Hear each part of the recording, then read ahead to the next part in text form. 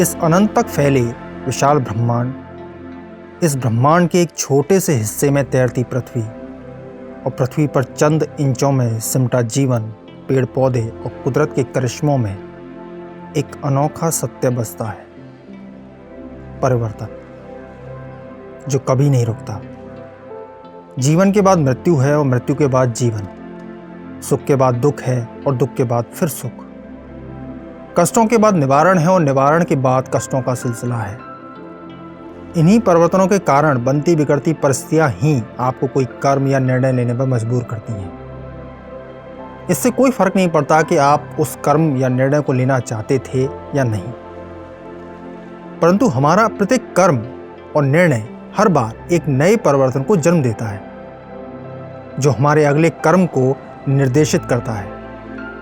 और इस तरह हमारा यह संसार, ये ब्रह्मांड अपने नए नए परिवर्तनों के रंग से हमें उलझाए रखता है, कर्मों के चक्रव्यूह में। ना तो पूरी तरह जीत ही पाते हैं और ना ही कभी पूरी तरह हार पाते हैं। लेकिन क्या संसार के अलग अलग रंग, अवस्थाएं, परिवर्तन वास्तविक हैं, या ये ठीक दो व्यक्तियों के बीच रखे एक सिक्के की तरह एक माया जाल है, जिसमें एक व्यक्ति को उस सिक्के का सिर्फ हेड्स नजर आता है परंतु टेल्स नहीं, तो दूसरी तरफ दूसरे व्यक्ति को सिर्फ टेल्स नजर आता है, हेड्स नहीं।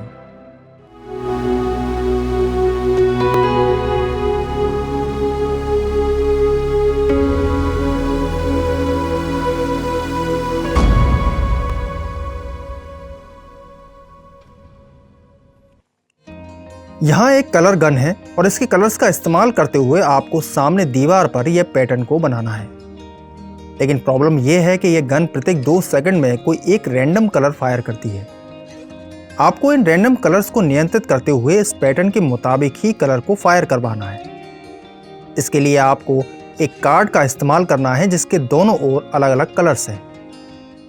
जब भी कार्ड को इस गन के सामने लाएंगे, यह गन उस कार्ड पर दिख रहे कलर के अनुसार फायर करेगी।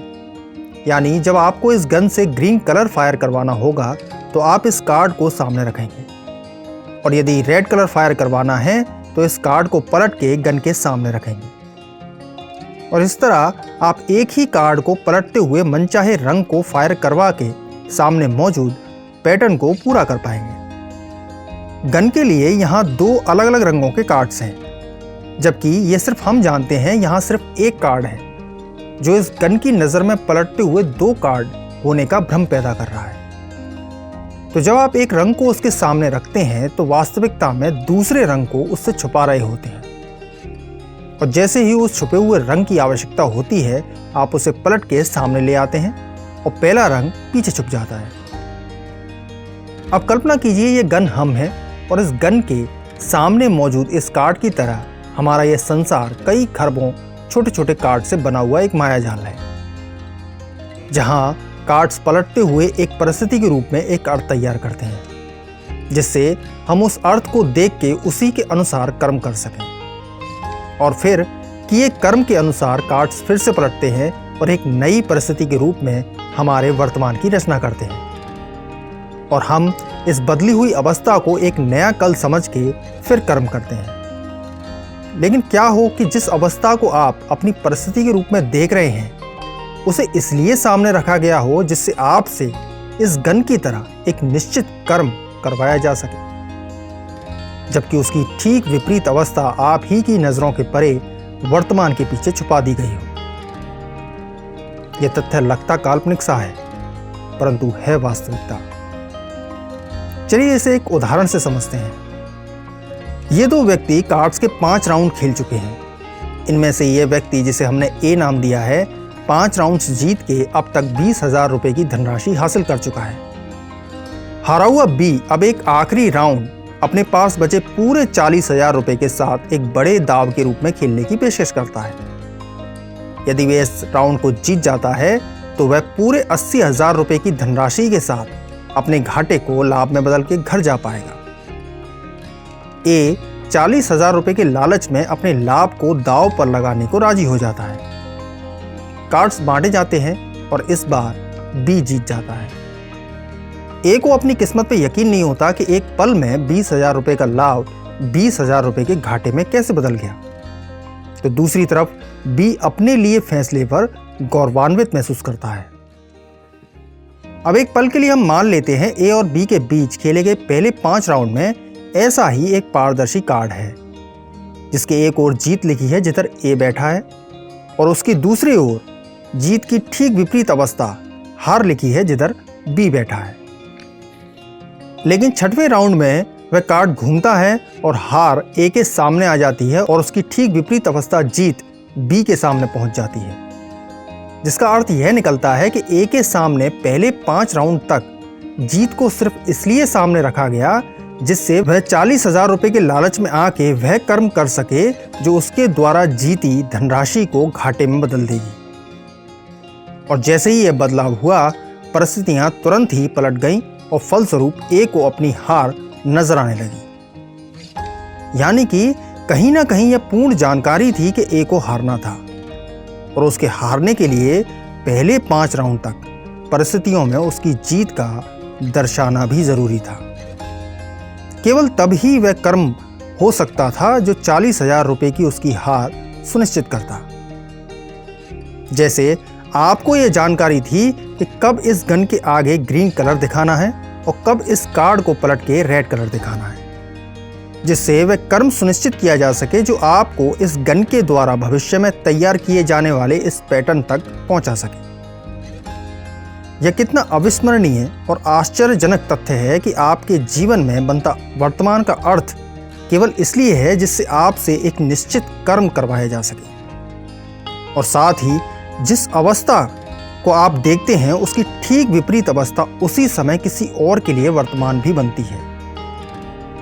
इसे प्रत्यक्ष और अप्रत्यक्ष की अवधारणा कहा जाता है, जो दर्शाती है कि हम हमेशा प्रत्यक्ष अवस्था यानी जो कुछ भी हमारे सामने है हम सिर्फ उसे ही देखकर, सुनकर, महसूस करके कर्म करते हैं, जबकि उसकी ठीक विपरीत अवस्था उसी समय आपके लिए अप्रत्यक्ष रहकर किसी और के लिए प्रत्यक्ष रहती है। जैसे आपको प्यास लगी है जो एक प्रत्यक्ष अवस्था के रूप में आपके कर्म को तय कर आपको पानी पीने पर मजबूर करेगी, और जैसे ही कर्म किया तो इस प्यास की अवस्था की अप्रत्यक्ष भाग प्रत्यक्ष होकर आपकी प्यास को पूरा कर देगा और प्यास फिर से आपके लिए अप्रत्यक्ष होकर उसी समय किसी और के लिए प्रत्यक्ष हो जाएगी। और ऐसा आपके जीवन में हर पल घटित होता है। यदि आपके जीवन में सुख प्रत्यक्ष है तो आश्चर्यजनक रूप से आप ही के वर्तमान की विपरीत अवस्था यानी दुख किसी और के लिए प्रत्यक्ष होगा। यदि आपके सामने एक नई कार प्रत्यक्ष है तो उसी की विपरीत अवस्था के रूप में किसी ने अभी अभी अपनी कार को खोया होगा।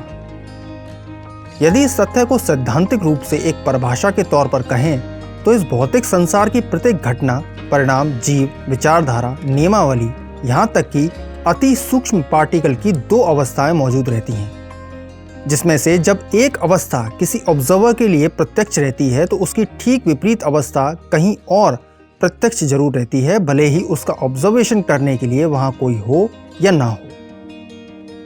जैसे जब आप एक सिक्के को एक तरफ से देखते हैं तो केवल वही भाग आपके लिए प्रत्यक्ष होता है, जबकि दूसरा भाग केवल आपके लिए अप्रत्यक्ष रहकर इस संसार के प्रत्येक परिणाम के लिए प्रत्यक्ष रहता है, भले ही दूसरी तरफ उसका ऑब्जर्वेशन करने के लिए कोई मौजूद हो या ना हो। यह तथ्य दर्शाता है कि आप किसी परिणाम, घटना, जीव की एक समय पर केवल एक ही अवस्था का ऑब्जर्वेशन कर सकते हैं। जैसे यदि आपको सिक्के के दूसरी तरफ देखना है तो आपको सिक्के की पहली अवस्था को घुमा के पीछे करना होगा, लेकिन आप दोनों ही अवस्थाओं को एक साथ नहीं देख सकते। ठीक इसी प्रकार आप सुख दुख, अंधकार रोशनी, अच्छा बुरा, नौकरी पेशा या बेरोजगारी जैसी अवस्थाओं में से एक समय पर केवल एक ही अवस्था अपने जीवन में ऑब्जर्व कर सकते हैं, जो आपके गुजरे कर्मों के अनुसार आपके वर्तमान में प्रत्यक्ष होकर आपके कर्मों को निर्देशित करती है। अब सवाल है क्यों और कैसे 2 अवस्थाओं में से कोई एक खास अवस्था आपकी परिस्थिति का निर्माण करती है। इस प्रश्न को हल करने से पहले हम ये जानते हैं कि एक परिणाम की 2 अवस्थाएं एक ही समय पर 2 अलग अलग ऑब्जर्वर के लिए कैसे मुमकिन होती हैं। जैसा विज्ञान की कुछ थ्योरी जैसे uncertainty principle, dual slit experiment, wave particle duality में दर्शाया गया है।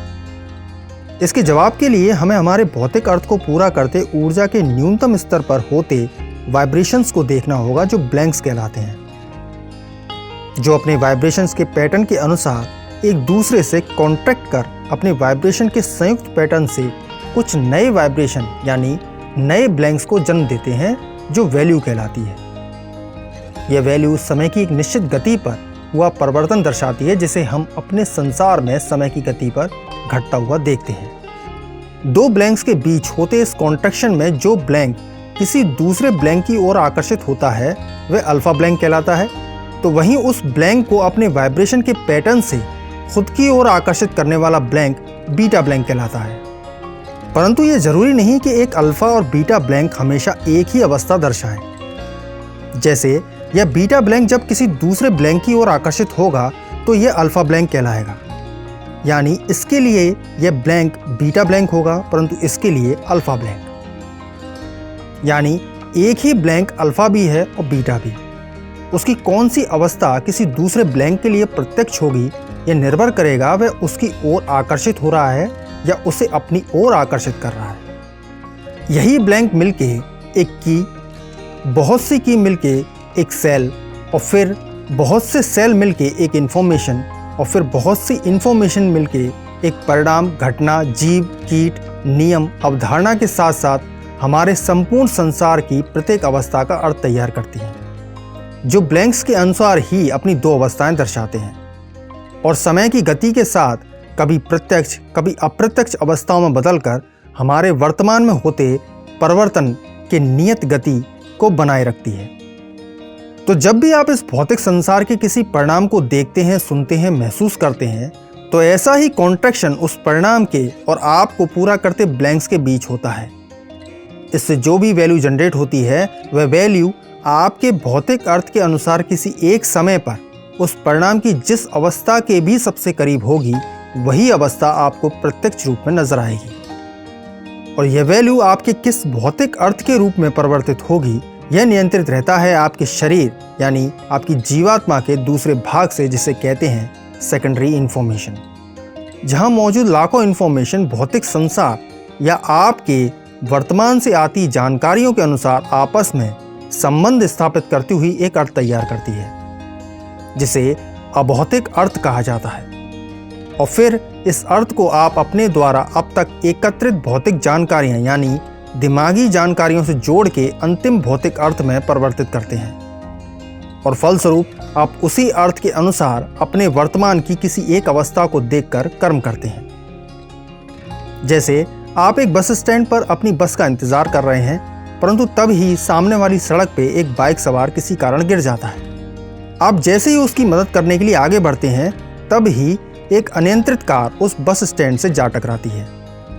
यानी कि आपकी सेकेंडरी इंफॉर्मेशन को यह पूर्ण जानकारी थी कि वहां कुछ ही देर में एक कार अनियंत्रित होकर टकराने वाली है, और आपको उस जगह से हटाने के लिए आपके वर्तमान से आती जानकारियों से एक अर्थ तैयार किया, जिसने आपकी भौतिक जानकारियों के साथ मिलकर उस बाइक के गिरने की अवस्था को प्रत्यक्ष किया, जिससे बना भौतिक अर्थ ने आपको उसकी मदद करने के कर्म को निर्देशित कर आपको भविष्य में होने वाली उस घटना से बचाया जो आपको हानि पहुंचा सकती थी। यदि इस घटना को एक दूसरे कोण से देखा जाए तो हमारे वर्तमान में प्रत्यक्ष होने वाली अवस्था और उस अवस्था के अनुसार किया गया कर्म वास्तविक रूप में वर्तमान के लिए नहीं, बल्कि भविष्य में होने वाली किसी घटना या प्राप्त होने वाले परिणाम के लिए निर्देशित रहता है।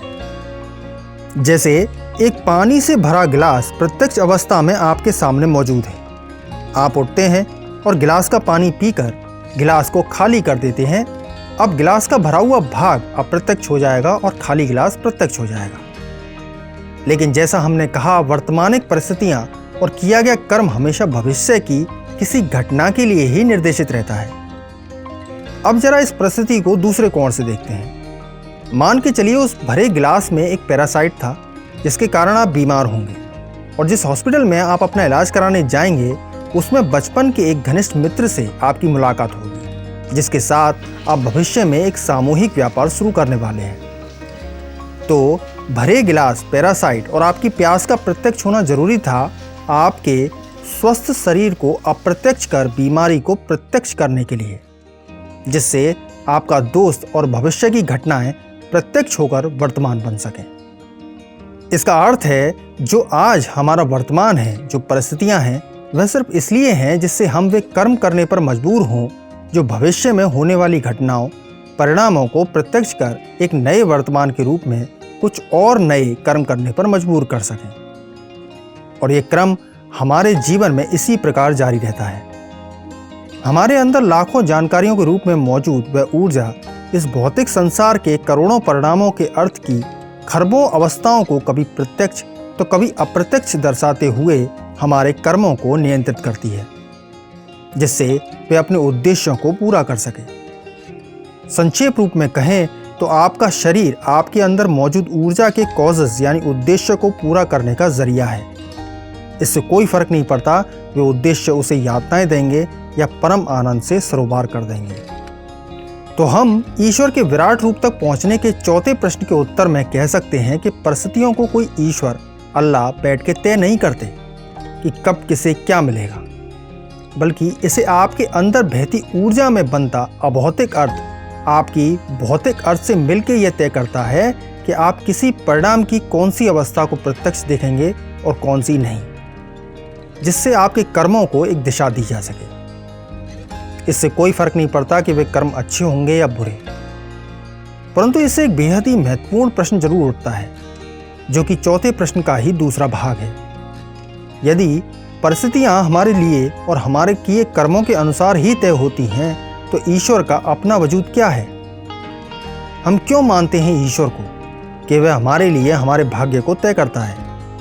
क्या ईश्वर का कोई ऐसा रूप भी है जो हमारे अस्तित्व के परे रहकर हमारे ईश्वरीय विश्वास की ज्योति को सच बनाता है? एक ऐसा सच जिससे हम अभी तक अनजान हों।